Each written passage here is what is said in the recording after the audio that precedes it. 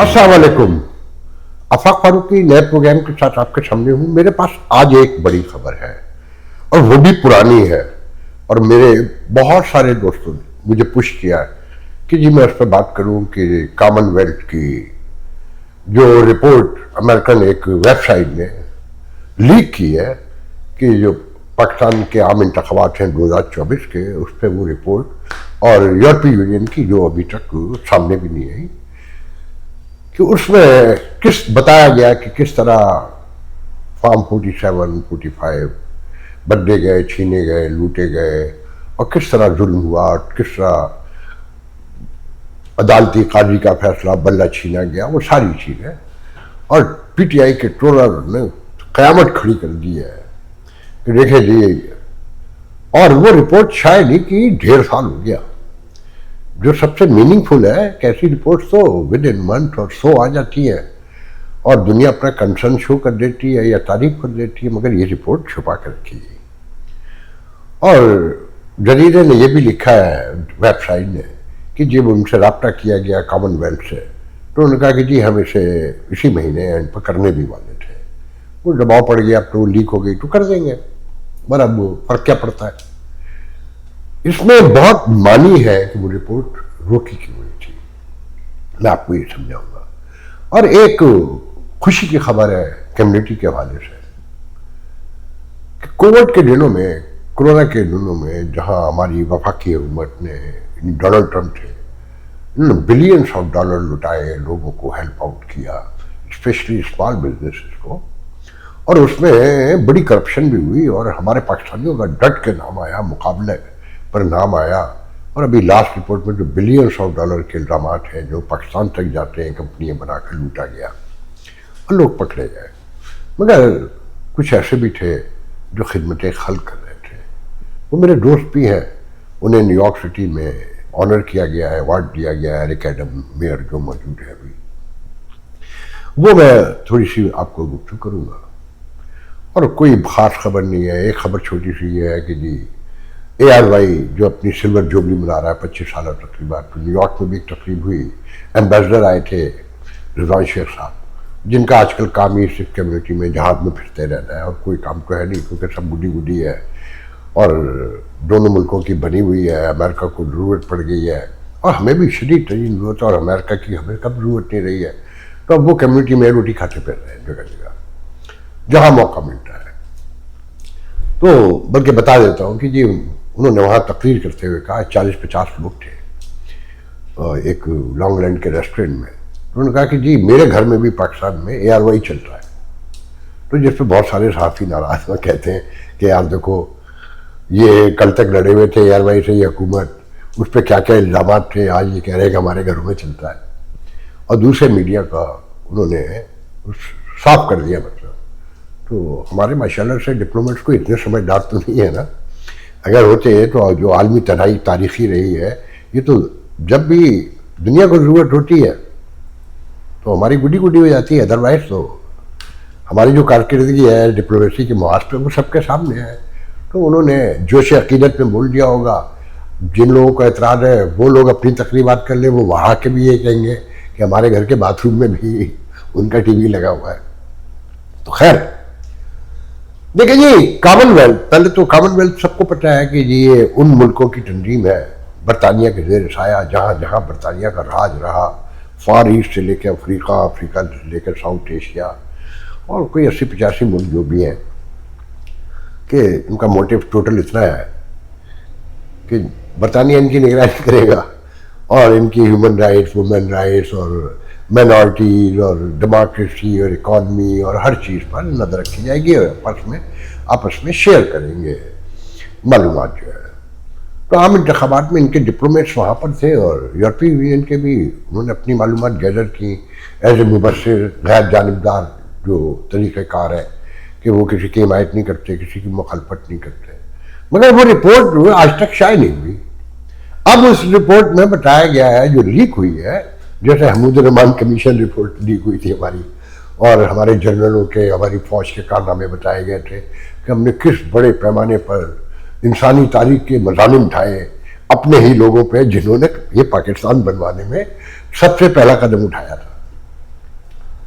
कि जनाब ये फार्म 47 कैसे लूटे गए, छीने गए, कैसे बल्ला छीना गया, काजी की अदालत ने क्या किया, इलेक्शन कमीशन क्या करता है, और खान को कैसे हराया गया।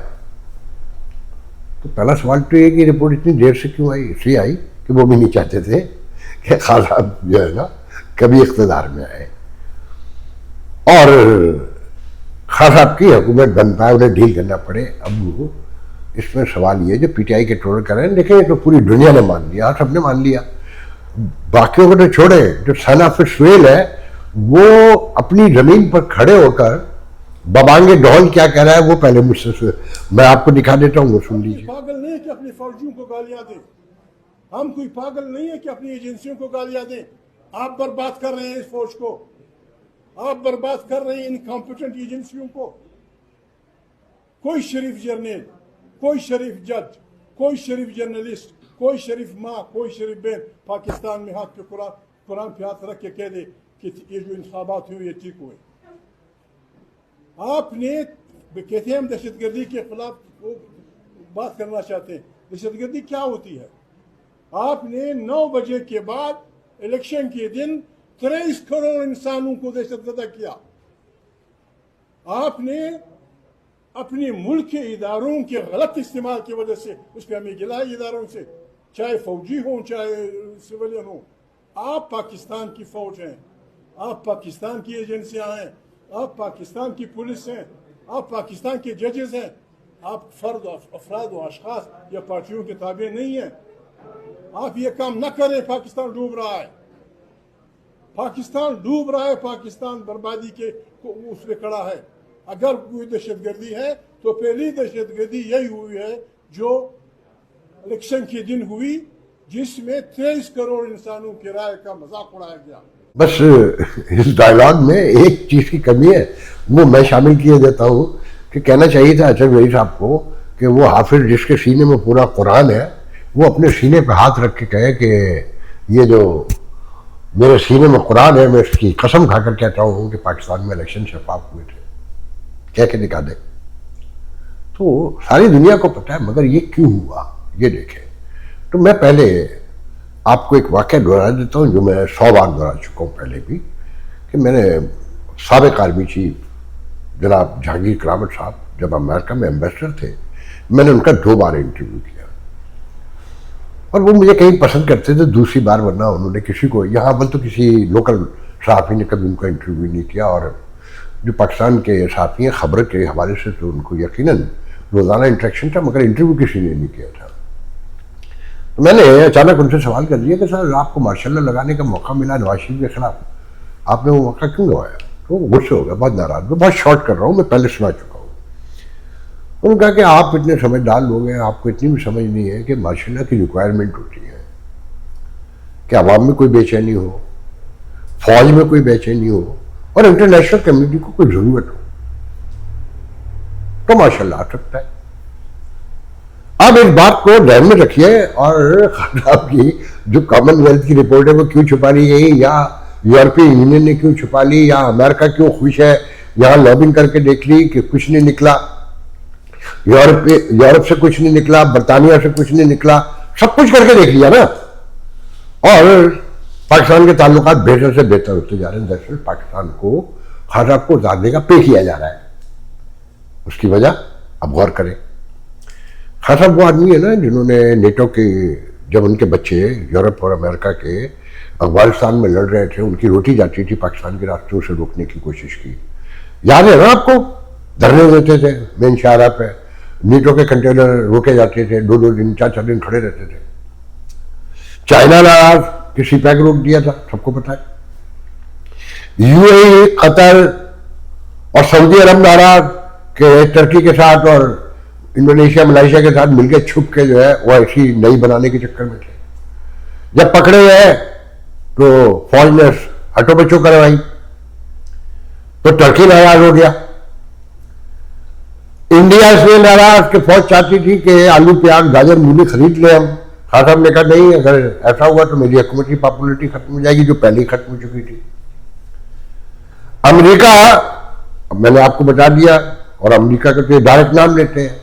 अब मुझे बताइए कि एक ऐसा मुल्क जो भीख पर, इमदाद पर और कर्ज पर चलता हो, वो दुनिया की नाराजगी मोल लेकर अपने फैसले कर सकता है, इंडिपेंडेंट हो सकता है, अपनी पॉलिसी ला सकता है कि यूक्रेन की वार में यूरोप, अमेरिका, अलाइज उसके एक तरफ खड़े हों और आप जाके रूस से हाथ मिलाने की कोशिश करें। लाख फौज की मर्जी से आप गए थे, मगर फौज दिखाती तो यही है ना, तो हुजूर ये डेमोक्रेटिक हुकूमत है। और आप रोज चिल्ला चिल्ला के कहते थे कि मेरी एक इंडिपेंडेंट हुकूमत है, मैं डेमोक्रेसी के रास्ते आया हूँ, फौज का कोई मदाखलत नहीं है, वो बतौर एक महकमा फौज का, एक मुल्क का, एक हुकूमत का एक हिस्सा, वो हमारी सपोर्ट करती है, जो फौज भी कहती है हर हुकूमत की हम सपोर्ट करते हैं। तो अब ये बताइए कि अमेरिका क्या समझेगा? सच तो सबको पता है, मगर जो फेस पर उनको सपोर्ट करते हैं बड़े पैमाने पे, जिससे अमेरिका, यूरोप हमेशा से नाराज रहे कि भाई आप लोगों में तो दम ही नहीं है। मैं बहुत सारे वाकया सुना सकता हूं कि शाह महमूद कुरैशी, इसी इमरान खान की हुकूमत में शाह महमूद कुरैशी वजीर खारजा थे और सामने फौजी भी बैठे हुए थे और अमरीकी वजीर खारजा, मुझे नाम याद नहीं है, तो जब फहरिस्त पेशी की ये इल्जाम की तो कुरैशी साहब खामोश। तो बाहर निकल के वजीर खारजा अमेरिका के सेक्रेटरी खारजा ने कहा कि तुम लोग कम से कम जो सच है उसके सामने तो खड़े हो जाया करो 2 मिनट। मुझे नाम याद नहीं आ रहा वजीर खारजा का कि उस वक्त क्या नाम था, तो वो मिसिंग कर रहा हूँ। तो ये तो उनके ट्रोलर होते हैं, जैसे आज पीटीआई के ट्रोलर हैं, मुस्लिम लीग के और पीपल्स पार्टी के और एमकेएम के या एमपी के वटेवर। तो ये हर हुकूमत की उनकी ट्रोलर होती है ना बुनियादी तौर पर। तो अब आप ये बताइए कि पूरी दुनिया एक तरफ खड़ी थी, आप जिनसे कर्ज लेते हैं, भीख लेते हैं, मदद लेते हैं, मुख्तलिफ हवालों से, स्कूलों से लेकर, पानी पीने से लेकर, बच्चों के दूध से लेकर हर चीज में आप मदद लेते हैं, फंडिंग होती है। वर्ल्ड बैंक, IMF और जितने इंटरनेशनल फाइनेंशियल इंस्टीट्यूट हैं सब उनके हैं, उनकी मर्जी से चलते हैं। पॉलिटिक्स है ना दुनिया, मार्केटिंग, कैपिटलिज्म, ये सब एक दूसरे। आप इनकार कर सकते हैं, आप अपने मोहल्ले में किसी ताकतवर के सामने बोलते हैं, इलाके के चौधरी के, बडेरे के, जागीरदार के, MNA के, MPA के, या पुलिस थाने वाला जो आपको सड़क पर गिरा के बगैर FIR के कुट मार मार के लाल कर देता है, 10-10 दिन थाने में अंदर बंद रखता है, जमानत भी नहीं होती, FIR भी नहीं होती, अदालत भी कुछ नहीं करती। तो आप ये कह रहे हैं कि आप एक इंडिपेंडेंट मुल्क हैं, अपनी आज़ादी है आपकी और आप अपनी इंडिपेंडेंट पॉलिसियां बनाएंगे, आप इंडिया है, आप इंडिया बन रहे हैं कि ये इंडिया बना सकता है तो हम क्यों नहीं बना सकते कि जनाब वो रशिया के साथ खड़ा है इंडिया जो है यूक्रेन वार में। आप एक तरफ हो, अगर आप लोगों को याद हो, इन्हीं प्रोग्रामों में सबसे पहले बताया गया था, उसके बाद दुनिया को पता चला और दूसरे लोगों ने पाकिस्तानी मीडिया में आया या ट्रोलर ने कहा कि पाकिस्तान के तो फौजी भी गए थे और असला तो बेचा था कोई $1 बिलियन के करीब। याद है आपको? यहां जो कहा जाता है वो 1.5 साल के बाद पता चलता है लोगों को, और इसीलिए हम कम देखे जाते हैं क्योंकि लोग रोज की बातें करके उनके फेस नोन है। खैर एनीवे, तो खान साहब ने जवान भाटा क्योंकि मौजें आ रही है इस तरफ से और खान साहब जाने से ऐसे, तो दुनिया उनकी हुकूमत चाहेगी कि वो हुकूमत में रहे। तो ये दुनिया का मुश्तरका फैसला था, सारी दुनिया को आज ये मालूम है, सिर्फ खान साहब को नहीं पता और PTI के ट्रोलर्स को नहीं पता कि खान साहब को पूरी दुनिया ने मिलकर भगाया था। वरना ये फौज ऐसे आराम से बैठी होती, व्हाइट हाउस में ऐसे उनको पुरतकल्लुफ अशाइये दिए जा रहे होते, लंच कराए जा रहे थे, 12 कोर्स कराया जा रहा होता और वो यूरोप में डंडनार से फिर रहे होते। सोचे, गौर करें, अगर आपको याद हो, पहला आदमी, कल भी मैंने कहा था कि स्ट्रेटेजिक रिट्रीव हुआ था पाकिस्तान का, जब खान साहब और उनके ट्रोलर और उनका ISI चीफ सब फतेह मुबीन के नारे मार रहे थे और विक्ट्री के निशानात बना रहे थे और चाय के कप लहरा रहे थे। तो खान साहब के खिलाफ पूरी दुनिया थी, पूरी दुनिया ने मिलकर खान साहब को उतारा कि वो अजाब बन चुके थे।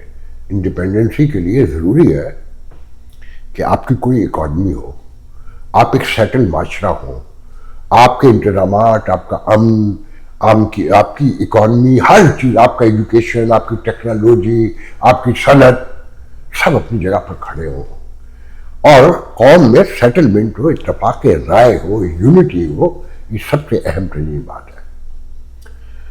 जहां इतनी बड़ी अपोजिशन, जिसे आपने जेलों में रखा हुआ, जिसे आपने तुम के मारा हुआ, जो आज हो रहा है खासाब के दौर में नहीं हो रहा था। ये जो खासाब की पॉपुलरिटी है, ये इस हुकूमत और रियासत की नाकामी है। उन्हें उतारा गलत तरीके से गया था और हैजप्टली, जिसे कहते हैं ना, एब्रप्टली और इनप्रिपेयर्ड भी कह सकते हैं कि जनाब उनको बुरी तरीके से, और नंगी हो गए। और फिर इनकी गवर्नेंस जो है, और जो दहशतगर्दी है, और जो बलोचिस्तान पर पॉलिसी है, वो सब ने मिलकर खान साहब को पॉपुलर बना दिया। और 9 मई का वाकया, उनके ट्रोलर ज्यादा है, खान साहब कामयाब हो गए। एक लंबी बहस है, बस ये जहन में रखे, खान साहब को दुनिया ने मिलकर उतारा था। और एक ऐसी कौम, एक ऐसी रियासत, ऐसा मुल्क जहां ना डिसिप्लिन हो, जहां ना इंतजाम दुरुस्त हो, जहां करप्शन उर्विश पे हो, जहां की कोई इकॉनमी ना हो, जहां कोई शऊर ना हो, तालीम ना हो, जमहूरियत ना हो, और जहां मोस्ट इंपॉर्टेंट बात इत्तेफाक राय ना हो, क्योंकि बाकी चीजों में इत्तेफाक राय से होती है, उसकी कोई इंडिपेंडेंट पॉलिसी नहीं हो सकती। इंडिया में सियासत है, मगर वो यूनाइट है, बड़े पैमाने पर यूनाइट है। उनकी इकॉनमी है, ये मोदी है जो 2 महीने से अमेरिका की आंखों में आंखें रखे डोनाल्ड ट्रंप की खड़ा हुआ है। वहां ये खतरा नहीं है फौज कब्जा करने की, ये दुरुस्त है, ये मानना चाहिए। मगर ये कह रहा है कि जनाब ये जो ह्यूमन राइट के चैंपियन अमेरिका, यूरोप, और ये नंगे हो गए, खान साहब को कैसी रिपोर्ट छुपा ली गई, उस तरह की बातें कर रहे हैं अपने गिरबानों में झांकने पहले कि आप दुनिया से सब एक्सपेक्ट करते हैं कि वो आइडियलिज्म पर पूरी उतरती हो, मगर आप कोई शर्त दुनिया की पूरी नहीं करेंगे, और आप इंडिपेंडेंट हैं, तो आप कोई इंडिपेंडेंट वगैरह नहीं है। और मान लें कि इमरान खान को उनकी जिंदगी में कभी इक़्तिदार में नहीं आने दिया जाएगा। अगर आए तो साउथ कोरिया है ना, नॉर्थ कोरिया, वो जो अकेला फिरता रहता है, उसकी तरह होगा, या वेनेजुएला की तरह होगा, या क्यूबा की तरह होगा, और ऐसे मुल्कों के जो अंजाम है दुनिया में मौजूद है। तो बहरहाल हम आगे बढ़ते हैं। देखिए जी, कोविड के दिनों में अमेरिका में जो क़यामत टूटी वो तारीख है। मैं गवाह हूं कि लाशें फ्रीज करने के लिए बाहर ट्रक खड़े होते थे, और 40-40 लाशें एक ट्रक में रखी होती थी, फ्रोजिंग जो ट्रक होते हैं। और जैसे वेव चलती है ना, इस तरह से लोग मर रहे थे वेव में। रेस्टोरेंट बंद थे, दुनिया बंद थी, मुल्क बंद था, अस्पताल खुले थे, और वहां पे भी जो बार अंदर जाता था प्यारे बाहर रह जाते थे, इक्का दुक्का बच जाते थे। बाकी उनकी मैयत 3 दिन के बाद वसूल हो जाती थी, और लाश को नहलाने का बिगिनिंग में हुक्म नहीं था। ऐसे में हुकूमत ने पैसे बांटे, बड़े पैमाने पर बिलियंस ऑफ डॉलर बांटे स्मॉल बिजनेस को बचाने के लिए, वर्कर को सिक्योर करने के लिए, उनको जॉब कंटिन्यू करने के लिए, और कंपनियों को तबाह होने से बचाने के लिए, जिसमें बड़े फ्रॉड हुए और हमारे बड़े पाकिस्तानी पकड़े गए कि हम तो हर जगह 2 नंबर पर माशाल्लाह से मास्टर है। उस दौरान कुछ लोगों ने खिदमत भी की। रेस्टोरेंट 80% तकरीबन बंद थे, जो खुले होते थे वहां कतारें लगती थी डिलीवरी की, और घंटों में खाना घर पहुंचता था। ऐसे में अमेरिका में हमारे 2 बहुत बड़े रेस्टोरेंट हैं न्यूयॉर्क के हवाले से, ट्राई स्टेट एरिया में। डेरा रेस्टोरेंट, जिसके मालिक सैफ नागरा हमारे बहुत अच्छे दोस्त हैं, और कबाब किंग शौकत उसके ऑनर है, 3-4 भाई है वो भी हमारे बहुत अच्छे दोस्त हैं, और दोनों जैक्सन हाइट में हैं। न्यूयॉर्क का हब पाकिस्तानियों का, अब तो हब नहीं रहा, अब तो बंगालियों का हब है कि वो हर जगह उन्होंने बाई कर ली, पूरा इलाका भी उनका है। पाकिस्तानी बिजनेस तो ना होने के बराबर है, मगर हमारे दोनों रेस्टोरेंट अमेरिका में पाकिस्तान की शनाख्त है, कम्युनिटी की शनाख्त है। और डेरा रेस्टोरेंट के जो मालिक है शेफ नागरा, बहुत हम्बल तरीन लोगों में से है। अगर आपकी हाय भी है, हलो भी अगर नहीं है, और हाय है सिर्फ, और आप रेस्टोरेंट में खाना खाने गए, अकेले गए, दोस्तों के साथ, फैमिली के, तो शेफ नागरा आपके साथ खड़े रहेंगे। सर्विस से लेकर बिल तक हर मामले में आपकी हेल्प करेंगे, हर चीज में, आपके चाहने और ना चाहने दोनों सूरतों में।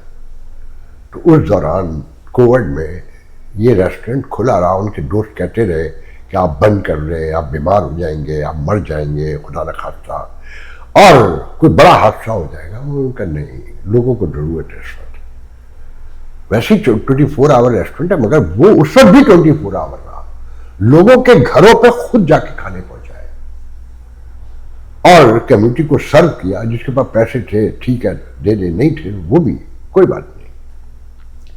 तो न्यूयॉर्क सिटी ने उनको अवार्ड किया है लास्ट 10 डेज पहले। मैं रोजाना, कभी कभी होता है ना कि कोई चीज को यानी कि अटक जाती है, स्ट्रक हो जाते हैं आप, मैं रोजाना भूल जाता था, जबकि किसी ने मुझसे कहा भी नहीं था, मगर मैं अपने तौर पे गिल्ट फील कर रहा था, मैं रोजाना वो भूल जाता हूँ। तो मैं चाहता हूँ कि छोटा सा क्लिप है, वो बहुत मामूली सा, आप वो भी देखें, इंजॉय करें। शेफ नागरा को देखें, कितने हम्बल है, कितने सादा है, मगर उनका ये है कम्युनिटी के खामोश सिपाही। ये है ऐसा लीडर जो कभी लीडर बनते भी नहीं, जो कभी सामने भी नहीं आते, जिन्होंने कभी कोई दावा भी नहीं किया, और ये कहीं आपको तकरीर करते नहीं मिलेंगे, किसी तकरीर में आपको आगे नहीं मिलेंगे, कोई ग्रुप बंदी करते नहीं मिलेंगे, सिर्फ अपना काम करते हैं, लोगों की मदद करते हैं। हमें ऐसे लोगों की शदीद जरूरत है। ये वीडियो देखिए, आज के लिए मुझे दी, इंशाल्लाह कल होगी। अल्लाह आप सबको बहुत बहुत जश्न आज़ादी मुबारक हो, जो मेयर एडम ने और उसकी टीम ने जो हमारे लिए ये सेलिब्रेट किया। तो आपके सब के आने का बहुत बहुत शुक्रिया, और हमें बहुत खुशी है कि न्यूयॉर्क मेयर ने ये हमारे लिए ये काम किया। तो हमें चाहिए कि अपने पाकिस्तान की हिफाजत करें और पीछे सलाहुद्दीन खान को भी देखें और उनकी भी सपोर्ट करें ताकि वो बच जाए। तो प्लीज सबके लिए ये दरख्वास्त है कि पाकिस्तान की तरफ तवज्जो करें। Thank you. पाकिस्तान, पाकिस्तान।